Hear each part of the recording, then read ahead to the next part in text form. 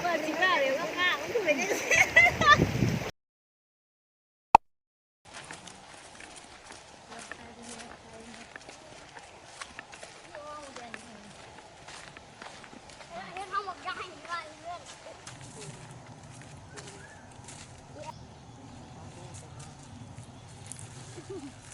เลยไว้นั่นกระป๋อมคิ้ววุ่นถือเสียไปวุ่น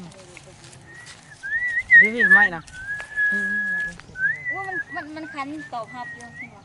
มามันเราก็ยุคิดอยู่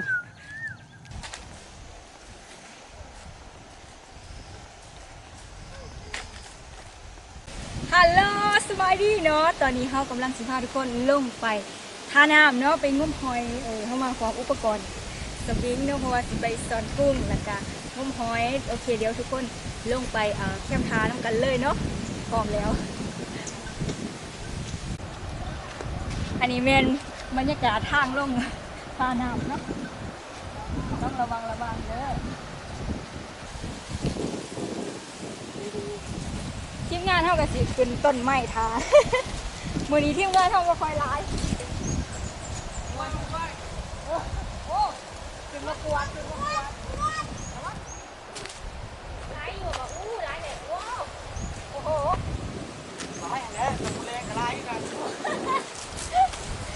ว้าวไปเลยให้กินมาขวดเนี่ยเดี๋ยวปงสีก่อนหมักเรือเอาหมักเรือมานำเด้อโอ้โห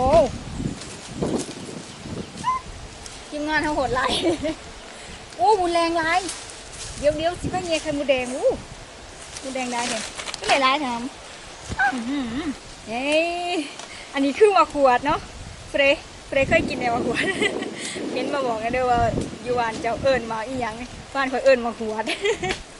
ต้นมันสูงขนาดเลยเล็กๆเข้าขึ้นเอาเนี่ย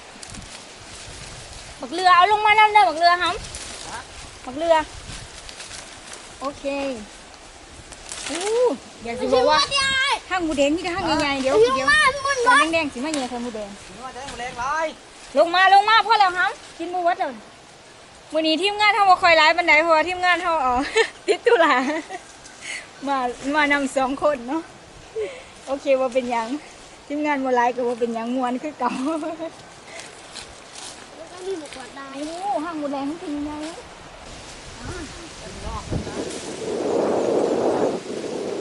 มังหวนยั่วจ้ะมังหวนเมื่อวานที่ผมไปต้องไปกระดังอากาศเย็นบรรยากาศดีขนาดเรือไปยังลายอยู่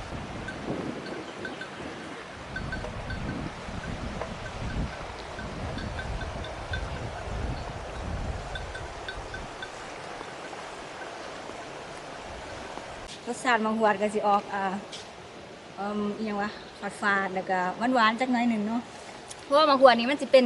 ในฤดูเดือนเมษาไก่ปีใหม่เนาะเพราะว่ามันจะซุกในส่วนปากดำปากแดงเบิด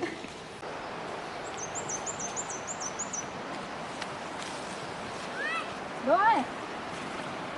มาเร็วทุกคนเดี๋ยวให้เบิ่งบรรยากาศดีสำใดแล้วก็สูดเอาออกซิเจนอีกแล้วมาตอนเที่ยงมันก็สิได้ทั้งออกซิเจนแล้วก็ได้ทั้งฝาค้ามาหอมๆกันเพราะเป็นยัง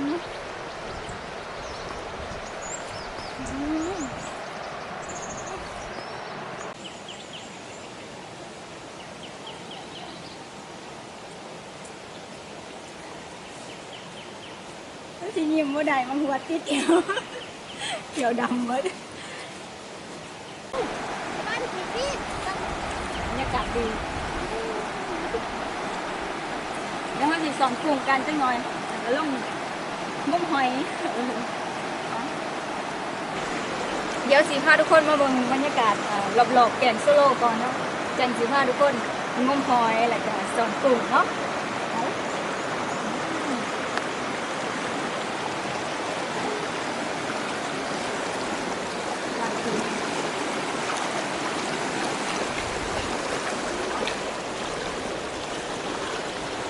เดี๋ยวจะเป็น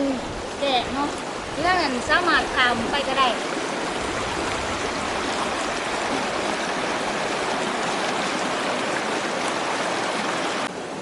เดี๋ยวสิพามาเบิ่งเนาะมองนี้เขาเจ้าเคยเฮ็ดดีหรือว่าเฮ็ดตอนเก่าแต่ว่าเขาก็เก่าหรอกเพราะว่าเขาเจ้าก็ใส่ประจำ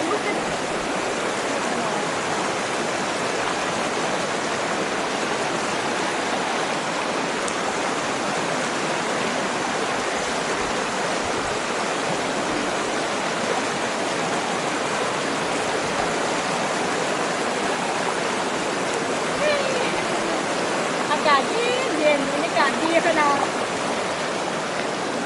ไม่หลอกสิบกว่าปีเนาะที่บริเวณมานี่เนาะเพราะว่าเขาเคยมาแต่ตอนสมัยเรียนอยู่นี่เนาะอายุใน12 ปีมาจกหอยสอนกุ้งเนาะอยู่มากันเป็นขบวนการเลยเนาะ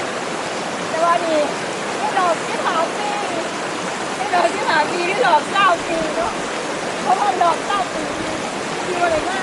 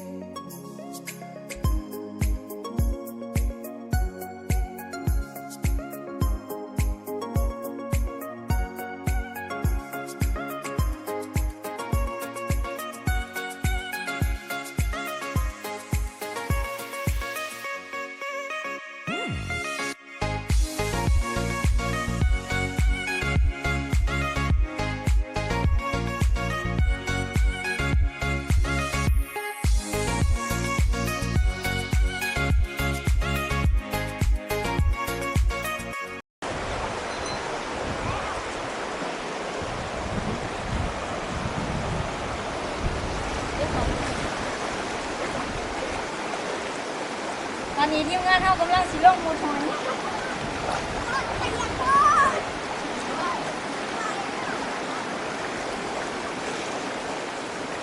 ก็เลยเอาส่งมาแล้วฟังคุยกัน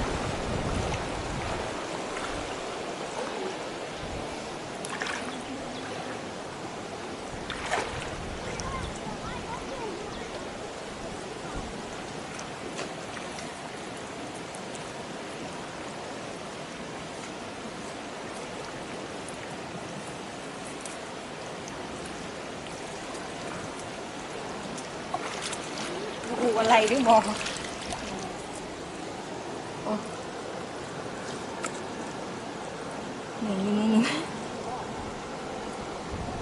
นี่แต่กุ้งหน่อยๆนี่นี่ตัวหนึ่งนี่น็อตเอาไม่พอดีดออกซ้ำไปแล้วไปรออีกมันเดี๋ยวมาสียางมาบางที่หน้าเข้าหมดหอยต้องลงมาหมดหอยหรือว่าถ้ากันเลย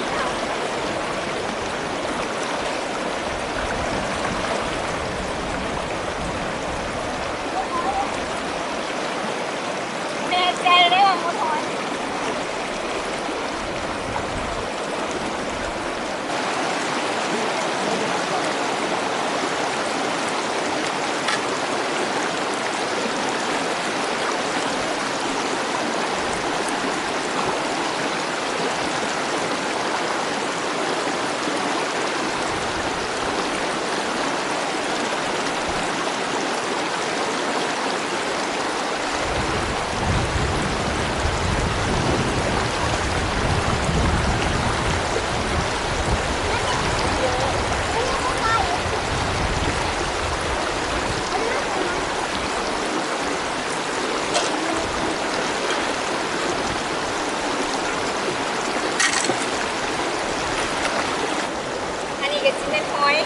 หอยตะเลิกเนาะ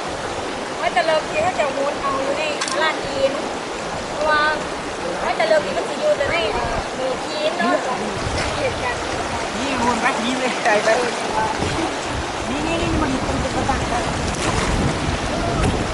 นี่เป็นประโยชน์ที่สุดเอางอก เดี๋ยวจะหน่อยสิไปหาหลอดสองคู่ที่งานเขายกไว้ค่ะ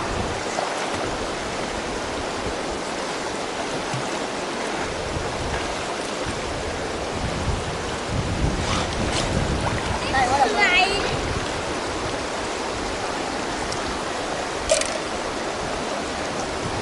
ยืนเลิกอะไรไอ้ชุดแค่ จะมีแต่ชั่วโมงเดียวดีกว่าเอาไว้ดี มีเบิร์ดนะ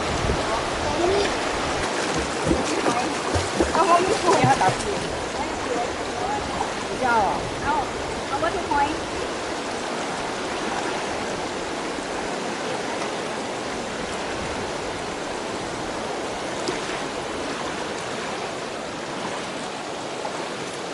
เว็บฟ้าดีไว้ไหนเด้อ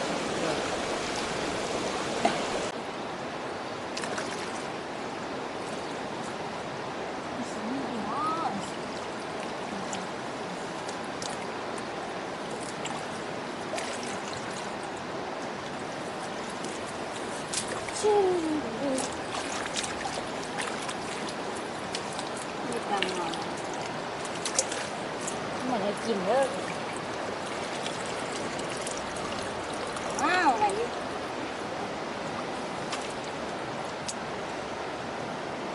ส่วนกว่าหยอดปีเอาต่อ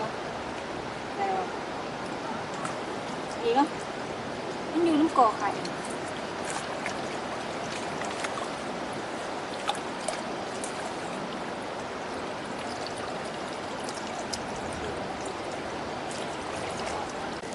เดี๋ยวตัวเดียว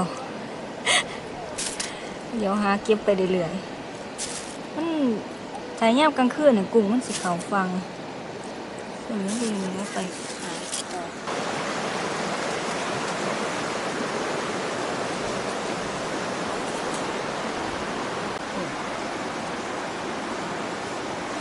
เดี๋ยวสิไปสอนกุ้งอยู่ใต้น้ำ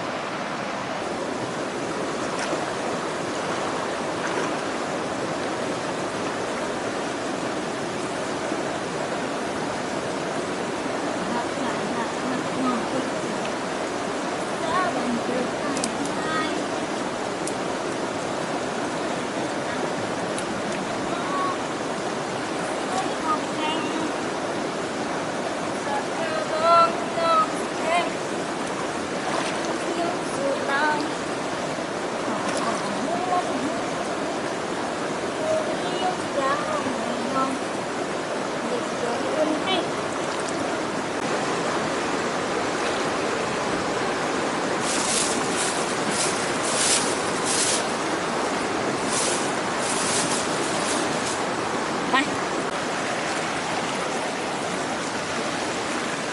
เลยลาลาลาลาลา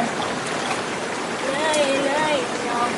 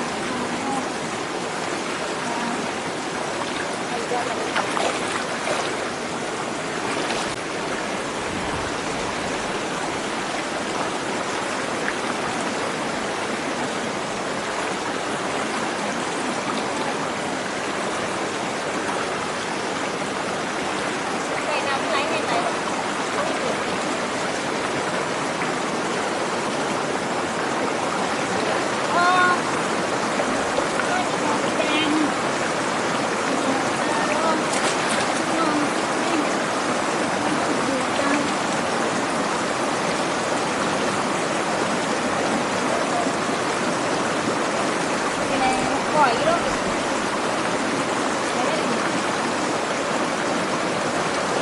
เดี๋ยวมาเบิกไม่หวานละหน่อยมีแต่กุ้งนิดหน่อย30 พอ สั่งสิโคตรก่อยเพราะว่าน้ำมันไหลจะ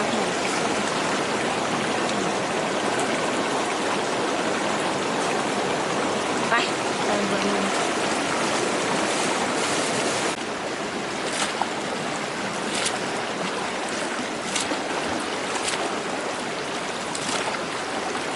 อะไรคือจอย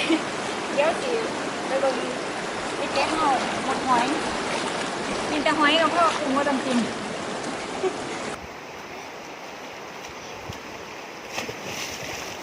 ตอนนี้นะเฮ้ยจะดีน้ำแห้งมันเดือดโทรศัพท์ งานมาดังเลยมา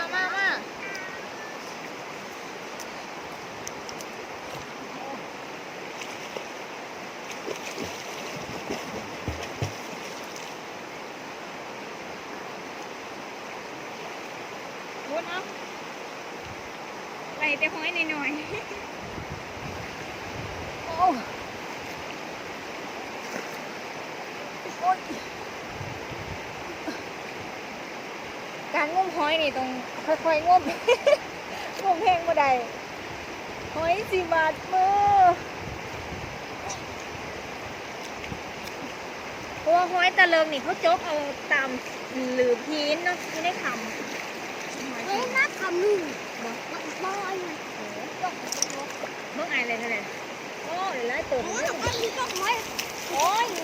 นี่คือยิบน้ำที่ว่าหลุดก็ถือเพื่อจำนะ เออโอ้ยที่มันจบหัว โจ๊กไปดีโจ๊กไปดี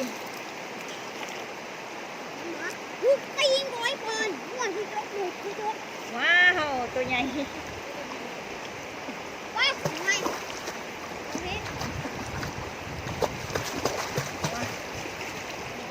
ก็ได้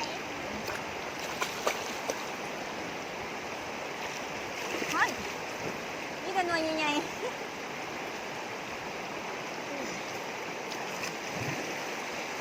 ไอ้ยี่เลิกคือหนัง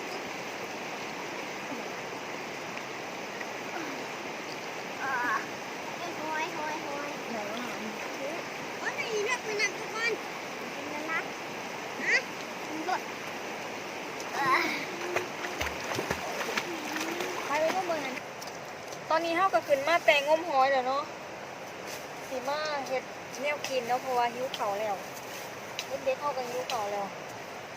งมหอยเลยนิดนึงแล้วก็กุ้งกันเลยน้อยนึงสิเอากินกับตำบักหุ่งเพราะว่าเฮาเนี่ยเกียมตำบักหุ่งแล้วก็ข้าวปุ้นมะนาวเนาะ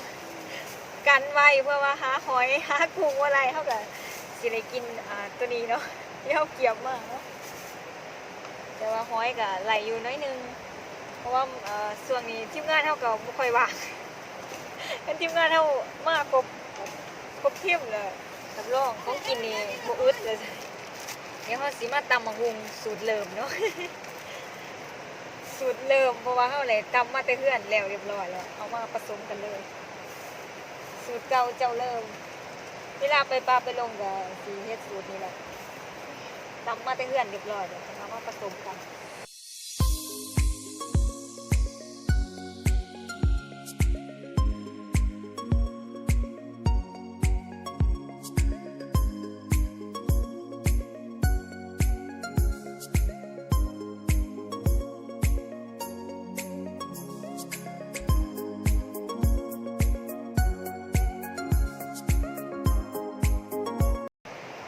เดี๋ยวจะให้เบิ่งหน้าตาของตำมะคุง อันนี้เป็นหน้าตาตำมะคุงเขาเนาะ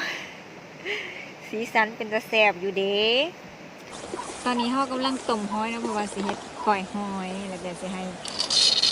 เล็กๆไปสวนกุ้งเอากุ้งมาก่อยพร้อมนะ อันนี้มันกุ้งแล้วก็หอยที่เขาหามาได้เนาะต้มเรียบร้อยแล้วแต่ว่ากุ้งบ่ได้ต้มกุ้งเต้น เดี๋ยวสิก่อย เ